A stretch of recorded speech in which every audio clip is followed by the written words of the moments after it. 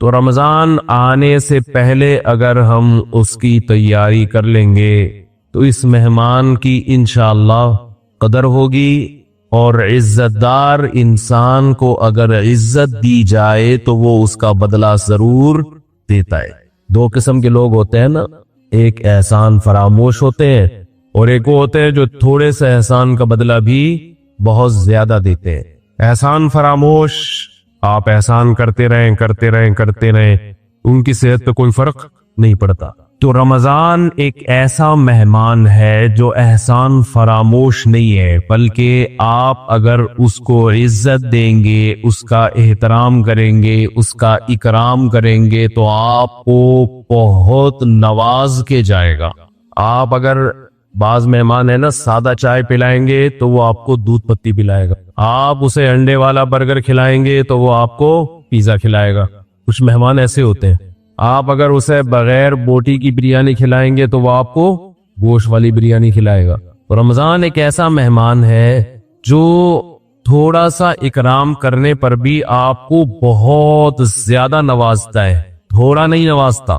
لیکن رمضان کی جو نوازشیں ہیں، رمضان کے جو تحفے ہیں، جو رمضان آپ کو گفٹ دے گا، اگر آپ اس کو عزت دیں گے تو وہ اس کا گفٹ ہونا ان لوگوں کی سمجھ میں آتا ہے جن کا آخرت پر ایمان ہو۔ نبی صلی اللہ علیہ وسلم سے صحابی نے پوچھا بہترین صدقہ بولو بھائی کون سا؟ تو آپ نے فرمایا بہترین صدقہ یہ ہے تأمل الغنا وتخشى الفقر۔ کیا عجیب کہ تمہیں یہ امید ہو کہ اگر صدقہ ابھی نہیں کیا تو اس پیسے سے مزید پیسہ بنا لوں گا۔ دیکھو وہ پیسہ جس سے آپ کو یہ امید ہو کہ مزید پیسہ بنا سکتا ہوں، اس پیسے سے زیادہ محبت ہوتی ہے نا۔ وہ پیسہ جو پڑا ہوا ہے آپ کو پتہ ہے کھا پی کے کیا ہو جائے گا، ختم تو ہونا ہی ہے، تو چلو اس میں سے کچھ فلاں کو دے دو، بیوہ کو دے دو، فلاں کو دے دو۔ دونوں میں کون سے پیسے سے محبت زیادہ ہوتی ہے؟ دوسرے والے سے، پہلے والے سے؟ بولو نا، پہلے والے سے، کیونکہ یہ پیسہ تو آپ کو پتہ ہے ویسے ہی ختم ہو جائے گا کھا پی کے، بزنس تو کرنا نہیں ہے، تو تھوڑا سا یار پڑوسیوں کو بھی دے دو، یار اس میں تھوڑا سا فلاں کو بھی دے دو، صحیح ہے نا؟ 4 پراٹھے کھانے تھے 3 کھا لو، ایک کسی اور کو کھلا دو۔ ایک پیسہ وہ ہوتا ہے جس میں آپ کو غنا کی امید کی، یہ مجھے مالدار بنا دے گا۔ اور دوسری بات، ایک پیسہ وہ ہے جس میں آپ کو بتایا کہ خرچ کروں گا، انویسٹ کروں گا تو اور پیسے والا ہو جاؤں گا، انویسٹ نہیں کروں گا تو غریب نہیں ہوں گا، کم از کم اتنا ہی رہوں گا۔ ایک یہ پیسہ ہے۔ دوسرا پیسہ یہ ہے کہ آپ کو پتا ہے انویسٹ کیا تو اور مالدار، نہیں کیا تو غریب۔ اس پیسے سے محبت تو اور زیادہ ہوتی ہے کہ نہیں ہوتی؟ تو آپ نے فرمایا جو پیسہ اس کنڈیشن میں تمہارے پاس ہو کہ تأمل الغنا، تمہیں امید ہے کہ نہیں کیا تو اور پیسہ آ جائے گا، کر دیا تو اس سے بھی بدتر حالت ہو جائے گی، فرمایا اس پیسے میں سے اللہ کی راہ میں صدقہ کرنا یہ سب سے بہترین صدقہ ہے۔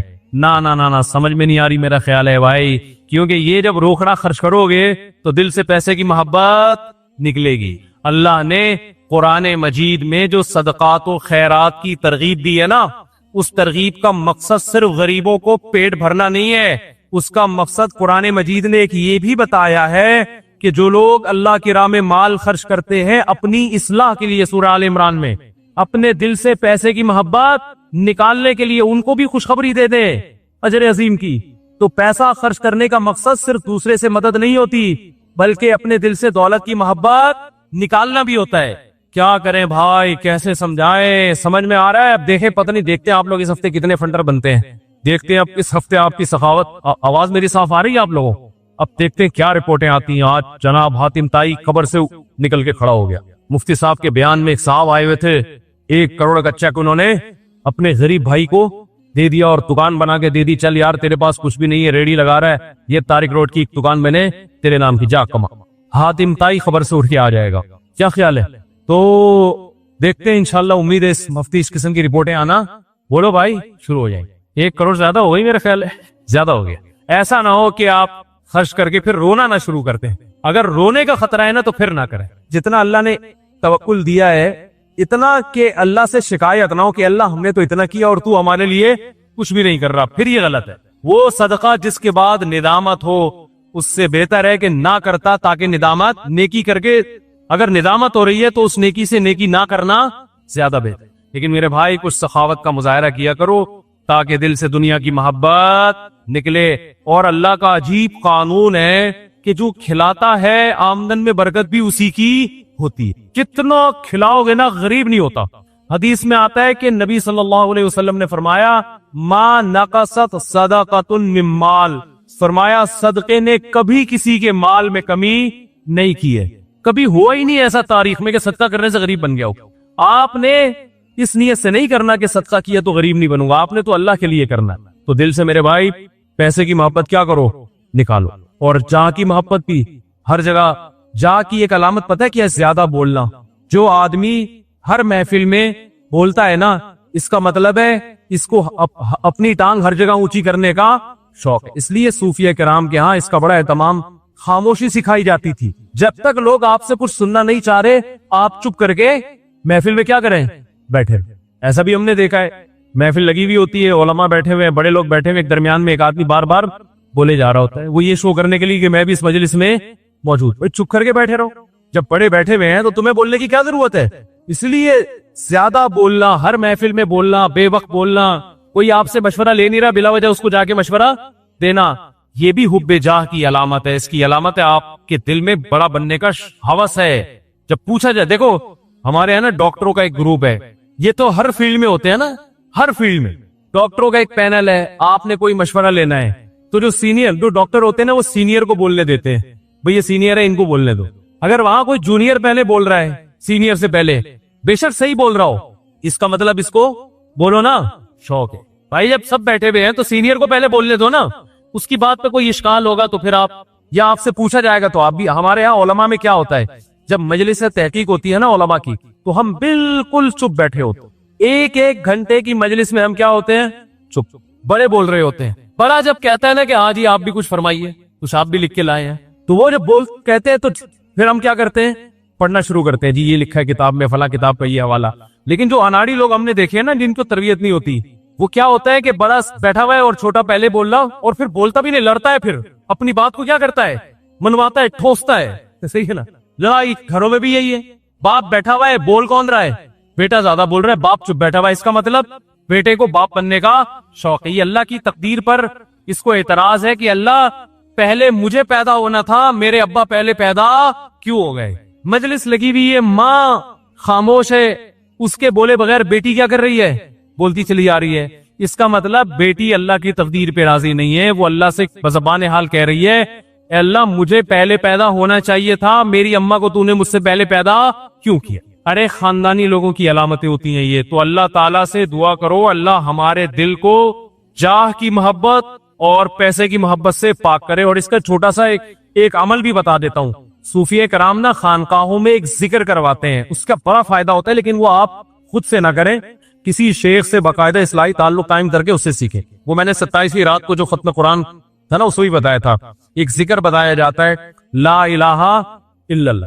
رات کو باوضو ہو کے قبلہ رخ آلتی پالتی مار کے 4 زانو انسان بیٹھے قبلے کی طرف، اور کیا کرے، لا الہ میں گردن کو یہاں لے کر گئے. لا الہ میں کیا کیا، گردن کو یہاں. اور یہ تصور کرنا ہے دل سے اللہ کے علاوہ سب کچھ نکل رہا ہے. بار بار جائے گا نا اکاؤنٹ میں اتنے پیسے پڑے ہوئے ہیں، اتنے ہو گئے، اب اس بزنس میں اور اضافہ ہو تو کیا ہو گئے، ڈبل. تو دل میں کیا کرنا ہے، لا الہ. اس پیسے کو اکاؤنٹ سے کیا کرو، دل کے اکاؤنٹ سے نکالو. وہ لوگ وہاں ہیں، یہ دل میں نہیں ہونے چاہیے. لا الہ نکال، ہر چیز نکالی. کوئی مردار کی محبت ہے، عشق مجازی ہے، وہ بھی لا الہ کے بعد کیا الا اللہ میں گردن واپس لے کر آئے اور زور سے زر پہ ضرب ماری، ایک چوٹ ماری، الا اللہ زور سے نا، الا اللہ. اس میں کیا ہے، صرف کون ہے، اللہ. اس ذکر کا بڑا فائدہ ہوتا ہے. یہ سنت سے ثابت نہیں ہے، لہذا اس کو سنت سمجھنا بدعت ہے. یہ ایک صوفیہ کرام نے نا ایک ٹریننگ کروائی ہے، ایک پریکٹس کروائی ہے بطور علاج کے. تو علاج کے لیے ثبوت کی ضرورت نہیں ہوتی. سمجھ رہے ہو کہ نہیں سمجھ رہے؟ لیکن خود سے یہ کام نہ کریں، کسی سے اصلاحی تعلق ہے وہ بتاتے ہیں. تو اس ذکر کا بڑا فائدہ ہوتا ہے کہ رات کو بیٹھ کے لا الہ الا اللہ، لا الہ الا اللہ. ہمارے حضرت تو بہت زیادہ کیا کرتے تھے، اور پھر شعر بھی پڑھا کرتے تھے کہ وہ کیا ہے، شعر بھی ذہن سے نکل گیا. وہ کیا ہے بھائی، ویرانی دل، نہ ویرانی دل کیوں کرنا بنے، اٹھ کر پچھلی راتوں میں کچھ تیر لگائے جاتے ہیں. اللہ کی محبت کے تیر جب دل میں لگائے جاتے ہیں تو دل کی ویرانی کیوں نہیں ختم ہوگی بھائی. اجڑا ہوا دل اللہ کی محبت سے آباد ہو جائے گا. تو یہ فیصلہ کرے دل سے دو محبتیں کیا کرنی ہے نکالنا. اور کیسے نکلے گی؟ بولو بھائی. روکڑا نکالا, اکاؤنٹ میں دیکھے اتنے پیسے پڑے ہوئے, خوش ہو رہا ہے نا, 3 کروڑ آ گئے, بہت ہو گئے یار, 3 کروڑ آ گئے, 50 کروڑ اگلی دفعہ دوبارہ آئیں گے. چیک بنایا 1 کروڑ کا, زیادہ ہو گیا نا بار بار اس کا تذکرہ, 3 کروڑ 2 کروڑ یار, 1 کروڑ کا چیک بنا. اب سوچنا ہے کس کو دینے, یہ ہو یار جان چھوڑا, کچھ نہیں ہوتا ختم ہونے سے, قبر میں جائیں گے تو ویسے ہی ختم ہو جائیں گے نا. کیسے کیا؟ اے ایمان والو, انفقوا من طیبات ما کسبتم, جو کچھ تم کماتے ہو اس میں سے پاکیزہ چیزیں خرچ کیا کرو. طیبات دیکھیں, طیب کا لفظ ہوتا ہے مرغوب, پاکیزہ, تو حلال چیز کو بھی طیب کہا جاتا ہے. وہ چیز جو نفیس ہو, جو ذرا کوالٹی وائز اچھی ہو, اس کو بھی طیب کہا جاتا ہے. تو یہاں طیب سے مراد ہے جو کوالٹی کے لحاظ سے اچھی چیز ہو, اس کو طیب کہا جا رہا ہے. کیونکہ بعض لوگ یہ کرتے تھے, آیت کا شان نزول بتاتا ہے نا کہ اس سے کیا مراد ہے. بعض لوگ کیا کرتے تھے, جب اسلام نے صدقات و خیرات کی بہت ترغیب دی, تو بعض لوگ کیا کرتے تھے, زکوٰۃ میں اور عشر میں اور یا ویسے صدقے میں جو سب سے گھر میں تھکی ہوئی چیز پڑی ہوئی ہوتی تھی نا, یہ ویسی بیکار ہے, کسی کے کام کی نہیں ہے, تو وہ لا کے صدقہ کر دیا کرتے تھے. اس پہ قرآن کی آیت نازل ہوئی کہ ایمان والو, جو کچھ تم کماتے ہو نا, کاروبار کرتے ہو, اس میں سے پاکیزہ چیز یعنی نفیس چیز خرچ کیا کرو. اور وَمِمَّا أَخْرَجْنَا لَكُم مِّنَ الْأَرْضِ, اور جو ہم زمین سے تمہارے لیے پیداوار اگاتے ہیں اس میں سے بھی خرچ کیا کرو. تو زمین کی جو پیداوار ہے اس میں جو خرچ ہے وہ عشر کہلاتا ہے, اور جو آپ کماتے ہیں, ارننگ ہے تجارت کے ذریعے, اس میں جو خرچ کیا جاتا ہے اس کو زکوٰۃ کہا جاتا ہے.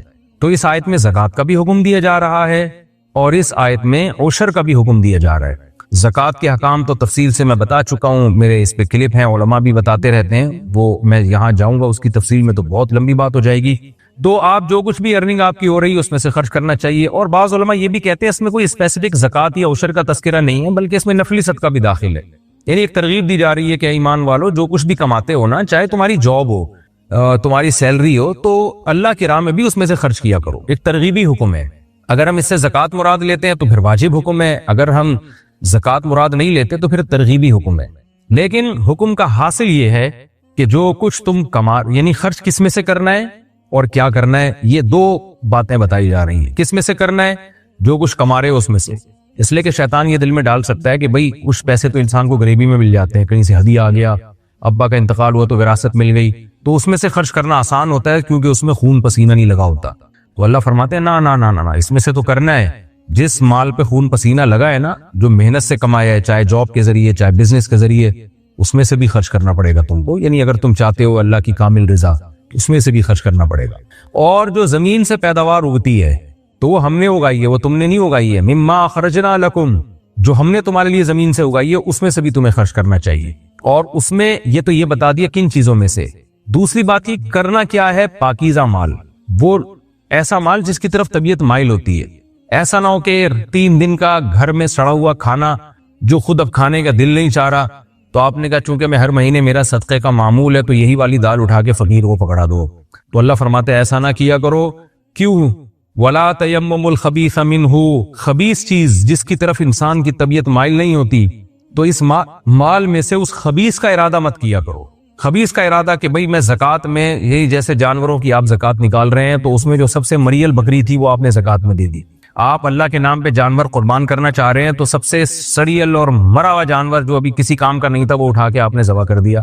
اسی طرح آپ جو ہے نا وہ اپنی بزنس میں سے یا اپنی جاب میں سے جو سیلری آ رہی ہے اس میں آپ نے بہت ساری چیزیں خریدی, تو اب جو صدقہ کرنا چاہ رہے ہیں تو اس میں آپ کے وہ کپڑے جو بالکل کسی کام کے نہیں ہیں, پھٹے پرانے کپڑے پیوند لگے ہوئے, وہ اٹھا کے آپ نے صدقہ کر دی. اور یہ سمجھ رہے ہیں آپ کے ماشاءاللہ میں بھی اب صدقات و خیرات کرنے لگا ہوں. تو اللہ فرماتے ہیں ایسا مت کیا کرو. تنفقون, یہ وہ مال ہے جس کو تم خرچ کر رہے ہو. وَلَسْتُمْ بِآخِذِيهِ إِلَّا أَن تُغْمِضُوا فِيهِ, اگر کوئی اور تمہیں یہ مال دیتا تو تم خود اس کو وصول کبھی نہ کرتے, الا یہ کہ چشم پوشی سے کام لیتے.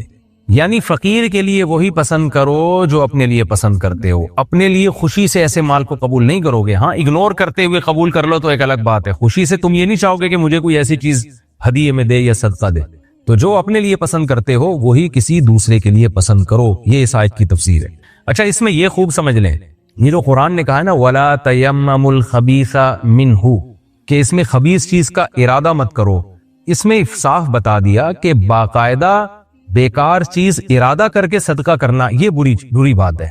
اس میں 2 حالتیں مستثنی ہیں. 2 صورتوں میں خبیث چیز بھی صدقہ کی جا سکتی ہے. ایک صورت تو یہ کہ آپ کے پاس نفیس مال ہے ہی نہیں، آپ خود غریب ہیں، آپ کے پاس جو کچھ پڑا ہوا ہے وہ ہے ہی لو کوالٹی کا، آپ خود غریب ہیں اور آپ صدقہ کرنا چاہ رہے ہیں، تو ایسی مجبوری میں اگر آپ خبیث چیز بھی صدقہ کر دیں گے تو کوئی گناہ نہیں ہوگا۔ جیسے حدیث میں آتا ہے اتقوا النار ولو بشق تمرۃ، اگر تمہارے پاس ایک کھجور ہے اور تم جہنم کی آگ سے بچنا چاہتے ہو صدقہ کر کے تو کوئی بات نہیں، اسی میں سے اتنا سا ٹکڑا توڑ کے کسی غریب کو دے دے۔ اب وہ اتنا سا ٹکڑا کیا غریب کے کام آئے گا، لیکن تمہاری استطاعت اتنی ہے تو پھر ٹھیک ہے۔ تو اگر کوئی کم تر چیز، لو کوالٹی کی چیز صدقہ کر رہا ہے اس لیے کہ ہائی کوالٹی کی چیز صدقہ کرنے کی اس بیچارے میں طاقت ہی نہیں ہے، تو پھر اس میں کوئی گناہ نہیں ہے۔ ایک بات ہو گئی۔ دوسری بات یہ ہو گئی کہ جو لوگ بھی صدقات و خیرات کرتے ہیں وہ معمول تو ان کا یہی ہوگا کہ ایک بہت لو کوالٹی کی چیز صدقہ نہ کیا کریں، لیکن اگر کوئی چیز گھر میں لو کوالٹی کی پڑی ہوئی ہے اور وہ ضائع ہو رہی ہے تو اب یہاں صدقہ کرنے کا مقصد اس کو ضائع کرنے سے بچانا ہے تو بھی یہ جائز ہے۔ مثال کے طور پر کھانے ہی کی مثال لے لیں، آپ کی عادت ہے غریبوں کو کھانا کھلانے کی، آپ اچھا کھانا کھلاتے ہیں، دیگے بنواتے ہیں، ان کو کھلاتے ہیں، پیٹ بھر کے غریب کھاتے ہیں، اللہ نے آپ کو استطاعت دی ہے۔ ایک دن کیا ہوا کہ گھر میں آپ نے فریج کھول کے دیکھا تو یار 4 دن کی دال پڑی ہوئی ہے، تو اب آپ کا جو صدقے کا معمول چل رہا ہے وہ تو اچھا کھانا ہی کھلا رہے ہیں آپ، لیکن آپ نے کہا یار یہ دال کھانے میں تو آئے گی نہیں، یہ میں کچرے میں پھینکوں گا، اس سے بہتر نہیں کسی غریب کو دے دی جائے۔ تو ایسی صورت میں اگر آپ وہ کسی غریب کو دیتے ہیں تو وہ اس آیت میں داخل نہیں، اس میں آپ کو انشاءاللہ گناہ نہیں ہوگا، کیونکہ آپ کا مقصد جو اصل صدقات و خیرات آپ کر رہے ہیں وہ تو اچھی کوالٹی کی چیزیں ہی صدقہ کر رہے ہیں۔ یہ آپ اس لیے صدقہ کر رہے ہیں کہ اس میں صدقہ مقصد نہیں ہے، بلکہ اس میں مقصد ہے کسی چیز کو ضائع ہونے سے بچایا جائے۔ صدقہ ایک ضمن میں ہو رہا ہے کہ ضائع ہونے سے نہیں کھائیں گے تو خراب ہو جائے گی یا کچرے میں پھینکنا پڑے گی، تو اس سے بہتر ہے بھائی کسی کے کام آ جائے۔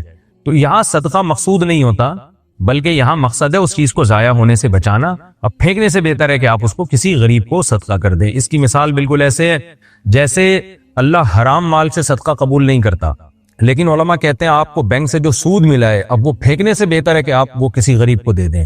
یہاں بھی صدقہ مقصد نہیں ہے، بلکہ یہاں ہے اس حرام سے جان چھڑانا۔ تو اب حرام سے جان چھڑانے کے لیے کچرے میں پھینکیں گے، ضائع ہوگا، تو بہتر ہے کسی کے کام آ جائے، لیکن اس میں ثواب کی نیت نہیں کی جا سکتی، وہ خالص حرام ہے۔ یہاں ثواب کی نیت بھی آپ کر سکتے ہیں کہ اللہ ضائع ہونے سے بچانے کے لیے میں نے کہا کہ کچرے میں پھینکنے سے بہتر ہے کسی غریب کو کھلا دیا جائے، وہ کھا لے گا، تو یہاں ثواب بھی ملے گا آپ کو۔ یہ اس آیت میں داخل نہیں۔ ایک بات تو یہ ہو گئی۔ دوسری بات کیا ہوئی کہ یہ جو قرآن نے کہا پاکیزہ چیزیں اور بالکل لو کوالٹی کا مال نہیں ہونا چاہیے، اعلیٰ کوالٹی کا ہونا چاہیے، تو اعلیٰ میں درمیانی کوالٹی بھی شامل ہے۔ اس میں پوری امت کا اجماع ہے کہ زکوٰۃ میں، قربانی میں اور ان تمام چیزوں میں درمیانی درجے کی چیز اگر دے گا نا کوئی تو وہ بھی جائز ہے، وہ بھی طیبات میں داخل ہے، یعنی اس سے بہت اعلیٰ کوالٹی مراد نہیں ہے۔ بہت اعلیٰ چیز دے گا تو اور اچھی بات ہے، لیکن بس ادنا نہ دے۔ ادنا سے مراد یہ کہ وہ چیز جو معاشرے میں گھٹیا سمجھی جاتی ہے، جس کو قرآن نے بتایا کہ کوئی تمہیں دے تو تم قبول نہ کرو اس کو، ایسی چیز نہ دو، تو درمیانے درجے کی۔ تبھی فقہاء نے بیان کیا ہے نا کہ قربانی کے جانوروں کی جو شرطیں فقہاء نے بیان کی ہیں کہ اللہ کے نام پہ جب جانور قربان کریں تو اتنا بوڑھا نہ ہو کہ وہ چلا ہی نہ جا رہا ہو اس سے، اور کان کٹا ہوا نہ ہو اس کا، اور دم نہ کٹی ہوئی ہو، اور بیماری نہ لگی ہوئی ہو کہ چل ہی نہ سکتا ہو، اندھا نہ ہو۔ تو یہ سب اسی آیت کی روشنی میں فقہاء نے شرطیں بیان کی ہیں کہ درمیانے درجے کا جانور ہونا چاہیے، یعنی عیب سے پاک ہونا چاہیے۔ ورنہ لوگ کیا کرتے، جتنے لگڑے لولے اندھے جانور ہیں سارے قربان کر دیتے، بقرعید کی قربانی بھی ہو جاتی اور وہ جانور بھی ٹھکانے لگ جاتے، تو وہ ایک ٹینشن ختم کرنے کے لیے قربانی کا سہارا لیا جاتا، اس لیے منع کر دیا فقہاء نے کہ جانور جو ہے درمیانے درجے کا ہوگا، اس میں یہ عیب نہیں ہوں گے۔ تو اسی طرح زکوٰۃ میں بھی فقہاء بیان کرتے کہ اگر جانوروں کی زکوٰۃ نکالنی ہے، کسی کے پاس بکریاں ہیں تو بکری زکوٰۃ میں دینی ہے تو درمیانی درجے کی، ایسا بھی نہ ہو کہ سب سے کم تر درجے کی جو بکری تھی وہ آپ نے زکوٰۃ میں دے دی۔ اونٹ کا نصاب بھی ایسے ہی ہے، گائے کا نصاب بھی ایسے ہی ہے، اور آج کل تو جو شہروں میں جو تاجر لوگ ہیں وہ جب پیسے سے زکوٰۃ دیں گے تو یہ ساری ٹینشن ویسے ہی ختم ہو جائے گی۔ تو اس لیے ہماری نظر میں افضل طریقہ یہی ہے کہ زکوٰۃ پیسوں یعنی کرنسی میں دی جائے۔ کرنسی میں پھر فقیر کو اختیار ہوتا ہے کہ وہ اپنی مرضی سے جو چاہے وہ خرید لے اسے، کیونکہ کرنسی کی ویلیو کم نہیں ہوتی، یعنی اگر 10 روپے ہیں تو اس کا مطلب 10 روپے ہے، جبکہ چیزیں جو ہے نا ان کی ایک چیز 10 کی بھی ہو سکتی ہے، 100 کی بھی ہو سکتی ہے، 5 کی بھی ہو سکتی ہے۔ گھٹیا کوالٹی کی ہوگی وہی 5 کی ہے، وہی چیز اچھی کوالٹی میں 100 روپے کی ہوگی۔ تو جو کرنسی ہے نا وہ تو اس میں یہ نہیں ہوتا کہ زیادہ قیمت کی ہے یا کم قیمت کی، اس لیے اگر کرنسی کی صورت میں آپ زکوٰۃ ادا کرتے ہیں یا صدقہ کرتے ہیں تو یہ سب سے افضل ہے۔ اور اگر کرنسی کے علاوہ آپ صدقہ کرنا چاہیں تو عام حالات میں بہتر تو یہ کہ سب سے اعلیٰ کوالٹی دیا کریں، نہیں تو درمیانی کوالٹی کی چیزوں کو صدقہ کرنا چاہیے۔ یہ ہمیں ان آیات سے پتہ چلتا ہے۔ اللہ نے فرمایا ان اللہ وَاعْلَمُوا ان اللہ غنی حمید، جان لو کہ اللہ غنی اور حمید ہے۔ اللہ مستغنی ہے۔ جو مالدار، یعنی جب جو مالدار ہوتا ہے نا اس کو اچھی کوالٹی کی چیز دی جاتی ہے، ٹرخانے والا کام نہیں کیا جاتا۔ تو اللہ بھی غنی ہے، جب ہمیں کچھ دے رہے ہو تو یہ نہ سمجھو کہ ہم فقیر اور محتاج ہیں۔ تو گویا اللہ نے بتا دیا کہ تم جو فقیروں کو دے رہے ہو نا، تو اصل میں یہ فقیروں کو نہیں دے رہے، تم اصل میں اللہ کو دے رہے ہو۔ حمید قابل تعریف ہے، تو جو قابل تعریف ہوتا ہے اس کو جو ہے نا اسی حساب سے دیا جاتا ہے۔ الشیطان یعدکم الفقر، اللہ تعالیٰ چونکہ ہماری نفسیات سے واقف ہیں۔ اب ہم نے تو سوچا ہوا تھا جتنے پرانے کپڑے جو جہیز کے ہماری والدہ کو ملے تھے 50 سال پہلے، ہم صدقے کا ثواب حاصل کریں گے وہ کپڑے صدقہ کر کے، اور پھر پورے سال ہم آرام سے بیٹھ جائیں گے، صدقہ بھی ہو گیا، تسلی بھی ہو گئی، اور قرآن کی آیتوں پر بھی عمل ہو گیا۔ اور وہ جو دادی اماں کو جہیز میں پیٹی ملی تھی جس کے تالے بھی پرانے زمانے کے ہیں، اس میں 2-4 نایاب چیزیں نکلی ہیں، وہ بھی صدقہ کر دیں گے۔ لیکن اللہ تو کہہ رہا ہے کہ بھئی اچھی کوالٹی کی چیزیں صدقہ کیا کرو، تو فوراً شیطان وسوسے ڈالتا ہے، اس سے تو تم غریب ہو جاؤ گے، اس سے تو تمہاری دولت ختم ہو جائے گی، اس سے تو یہ ہو جائے گا، اس سے تو وہ ہو جائے گا۔ تو اللہ فرماتے ہیں الشیطان یعدکم الفقر، شیطان تم سے فقر و فاقہ کا وعدہ کرتا ہے، وہ تمہیں پکا وعدہ کر رہا ہے کہ دیکھو، یعنی وعدے کا مطلب ایسی امیدیں دلاتا ہے جو یقینی ہوتی ہیں، تمہیں لگے گا کہ یقینی ہے، یعنی امیدیں دلائے گا۔ امید سے مراد یہ کہ تمہیں بتائے گا کہ فیوچر میں تم فقر و فاقہ کا شکار ہو جاؤ گے اگر تم نے صدقہ کیا، اور ایسے کرے گا جیسے پکے وعدے کر رہا ہے کہ دیکھنا ہوگا ہی ہے، ایسے تمہارے دل میں وسوسے ڈالے گا۔ گویا پکا وعدہ کرنے والا آدمی جیسے وسوسے ڈالتا ہے نا، کہتا ہے تم نے یہ کیا تو دیکھنا ایسا ہو جائے گا، پھر نہیں کہنا کہ یہ کیوں ہو گیا۔ تو شیطان ایسے تمہارے دل میں خیالات ڈالے گا اور تمہیں یقین دلائے گا بھائی تم نے صدقات و خیرات کی اور اچھی کوالٹی کی چیزیں اگر صدقے میں دینا شروع کر دی نا تو تمہارا تو بیڑا غرق ہو جائے گا۔ اللہ فرماتے ہیں شیطان ان چیزوں کے تم سے پکے وعدے کرے گا اور تمہارے دل میں وسوسے ڈالے گا، ڈرائے گا۔ وَيَأْمُرُكُمْ بِالْفَحْشَاءِ، اور اس بیس پر تمہیں بے حیائی کا حکم دے گا۔ فحشاء اصل میں تو بے حیائی کو کہا جاتا ہے، بیہودہ کام، لیکن یہاں کنجوسی کو بے حیائی سے تعبیر کیا جا رہا ہے، اس لیے کہ بات سخاوت کی چل رہی ہے نا، تو یہاں فحشاء کا مطلب وہ بے حیائی نہیں ہے جس کو عرف میں بے حیائی کہا جاتا ہے، بلکہ یہاں بے حیائی سے مراد ہے کنجوسی۔ تو کنجوسی کو اللہ تعالی نے بے حیائی کے لفظ سے تعبیر کیا ہے، اس لیے کہ بے حیائی کا برا ہونا سب کی سمجھ میں آتا ہے۔ کنجوسی کو ہر آدمی برا نہیں سمجھتا، بلکہ اس کو کفایت شعاری، قناعت پسندی اور فیوچر کی پلاننگ، ان خوشنما نعروں سے تعبیر کیا جاتا ہے۔ تو اس لیے اللہ نے فرمایا کہ شیطان تمہیں کنجوسی جیسی بے حیائی کا حکم دے گا، تو یہ گویا کہ یہ بھی بے حیائی کی طرح ہے، جیسے بے حیائی کو ہر سلیم الطبع آدمی نفرت کرتا ہے بے حیائی سے، تو ایسے ہی کنجوسی بھی اللہ کی نظر میں بے حیائی جیسی ہے، یہ بھی ہر سلیم الطبع آدمی کو اس سے نفرت ہونی چاہیے۔ تو شیطان تم سے فقر و فاقہ کے وعدے کر کر تم کو بے حیائی کے حکم دے گا۔ واللہ یعدکم مغفرہ، لیکن اللہ تم سے مغفرت کے وعدے کرتا ہے، تمہارے گناہ معاف کرے گا صدقوں کے بدلے میں، منہ اپنی طرف سے، وہ فضل اور فضل کے وعدے بھی کرتا ہے۔ فضل کا مطلب کرو اللہ کی راہ میں خرچ، اللہ تم پر اور فضل کرے گا، کیونکہ رزق کے خزانے اللہ کے ہاتھ میں۔ واللہ واسع علیم، اللہ وسعت والا، کشادگی والا ہے، بڑھانے والا ہے، علیم جانتا بھی ہے۔ کیا مطلب؟ تم جب صدقے کرو گے تو اللہ جانتا ہے تمہاری نیکیوں کو، تو وہ غافل تھوڑی بیٹھا ہے، لہذا ریٹرن کرے گا، وہ لوٹائے گا، وہ تمہیں دنیا میں بھی نوازے گا، آخرت میں بھی نوازے گا۔ تو اس آیت سے بھی پتہ چلتا ہے کہ فقر و فاقہ کا خوف نہیں کرنا چاہیے۔ یاد رکھیں اس آیت کا صحیح مفہوم کیا ہے۔ اگر آپ کی آمدن بہت تھوڑی ہے اور آپ کے گھر کے واجب خرچے بھی پورے نہیں ہو رہے، آپ کی آمدن پہلے ہی کم ہے اور گھر میں بیوی بچوں کا جو ضروری خرچہ ہے وہ بھی پورا نہیں ہو رہا، تو بعض لوگ کیا کرتے ہیں، پھر بھی ساری رقم اٹھا کے صدقہ کر دیتے ہیں اور کہتے ہیں کہ قرآن کہہ رہا ہے کہ شیطان تمہیں فقر و فاقہ سے ڈرائے گا۔ تو یاد رکھیں یہاں یہ مراد نہیں ہے، کیونکہ کبھی ایک آیت کو دیکھ کے فیصلہ نہیں کیا جاتا، قرآن کے دوسرے احکام اور احادیث سامنے رکھی جائیں تو اس سے پتہ چلتا ہے کہ اس سے مراد وہ صدقات و خیرات ہیں جو گھر کے واجب خرچے نکالنے کے بعد آپ کریں گے، اس لیے کہ رسول اللہ صلی اللہ علیہ وسلم نے فرمایا کہ جب خرچ کرو تو ابدأ بمن تعول، سب سے پہلے ان پہ خرچ کرو جو تمہارے اہل و عیال ہیں، ان کی بنیادی ضرورتیں آپ کو بہرحال پوری کرنی ہے، پھر جو بچے گا وہ صدقہ کرنا ہے۔ کیونکہ اگر غالب گمان آپ کو یہ ہے کہ بھائی میں نے اگر پہلی تاریخ کو تنخواہ آئی اور ساری مدرسے میں یا مسجد میں یا فلاں غریب کو کھلا دیا تو میں فقیر ہو جاؤں گا، پورے مہینے نہ گیس کا بل دینے کے پیسے بچیں گے، نہ بچوں کی تعلیم کے، نہ کچھ بھی نہیں بچے گا، تو پھر آپ کے لیے خرچ کرنا حرام ہے۔ کیونکہ قرآن مجید کے الفاظ ہیں سورہ بنی اسرائیل میں کہ کیا ہے؟ ولا تجعل یدک مغلولۃ الی عنقک، نہ اپنے ہاتھ کو گردنوں سے باندھو، بالکل ایسے کنجوس بھی نہ بن جاؤ، ولا تبسطھا کل البسط، اور ایسے پھینکنا بھی نہ شروع کر دو کہ تمہاری جیب میں کچھ بچے ہی نہیں اپنے واجب حقوق ادا کرنے کے لیے۔ وابتغی بین ذالک سبیلا، درمیانی راستہ اختیار کرو۔ درمیانی راستہ کیا ہے؟ کہ اپنے اور گھر کے جو بنیادی اور بیسک ضرورتیں ہیں وہ بہرحال پوری کرنی ہے، اس کے بعد جو اضافی ہوگا وہ اللہ کی راہ میں جس کا جتنا حوصلہ ہے وہ اس حساب سے خرچ کرے۔ تو ایسے موقع پہ بھی شیطان پھر فقر و فاقہ سے ڈراتا ہے، تو پھر ایسے موقع پہ اللہ کہہ رہے ہیں شیطان سے مت ڈرو، بلکہ اس خرچ کرنے سے اللہ تمہارے مال میں اور برکت دے گا۔ تو یہ خوب اچھی طرح سمجھ لیں۔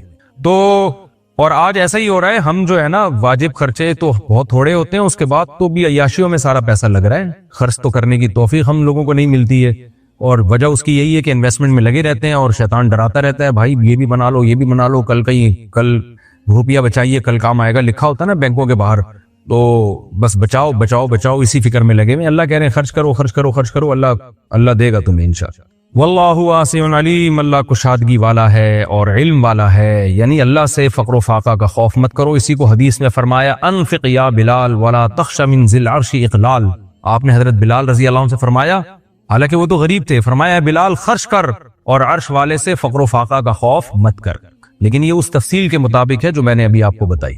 فرمایا یؤتی الحکمت من یشاء، جس کو چاہتا ہے اللہ حکمت عطا کرتا ہے، یعنی دین کی سمجھ بوجھ، صحیح اور غلط کا میں فرق کرنے کی تمیز اللہ عطا کر دیتا ہے۔ اس کا فائدہ کیا ہوتا ہے کہ وہ فیصلہ کرتا ہے پھر کہ خرچ کرنا ہے یا نہیں کرنا۔